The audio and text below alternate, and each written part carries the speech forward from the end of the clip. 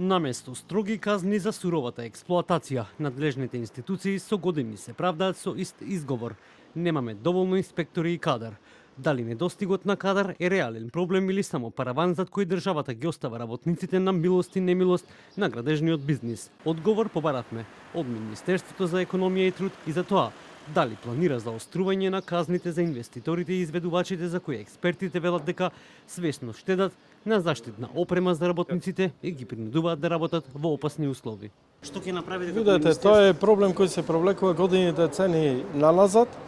Меѓутоа, јас би кажал дека трудовиот инспекторат совесно работи работата, онолку колку што има можности и капацитети.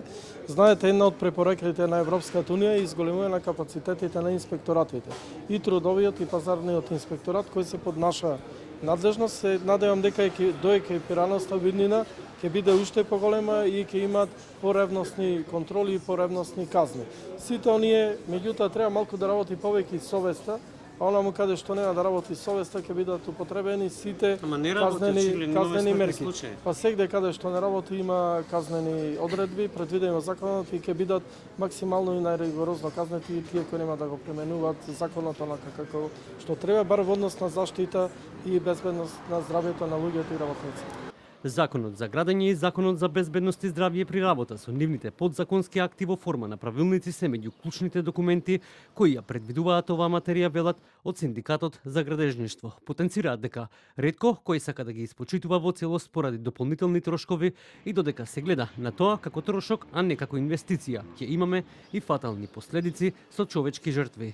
Како Министерството ќе го спречи ова профитирање на сметка на здравјето на градежните работници? Треба секоја институција во рамките на своите надлежности максимално да постапува. Да, капацитети навистина нема доволно, меѓутоа не треба да биде оправдуван секогаш капацитети. Треба максимално да се работи и да се казнуваат оние кои навистина прават прекршоци во тој поглед, бар во однос на безбедност и здравјето на луѓето, тука нема простување за никого. Добро, инспекторатот не може да ги забележи дека на 40 степени на високи температури изложени на таков ризик. Тоа ги имаме тука се во наша близина. Само министерот дека може да го видете, инспекторатот казнува, меѓутоа колку конкретно казни немам во моментов информацијата, може би на некоја наредна средба да ви дадам. Додека се бара соодветно чаре за кадровскиот дефицит во инспекторатите, примерите од Кисела вода и Центар јасно покажуваат дека немаме време за чекање пред штетите од неконтролираното градење. Експертите потсетуваат дека во 21. век решенијата лежат во технологијата, напредните софтвери, како BIM технологијата, кои можат лесно да стават ред и да ја зголемат контролата на терен.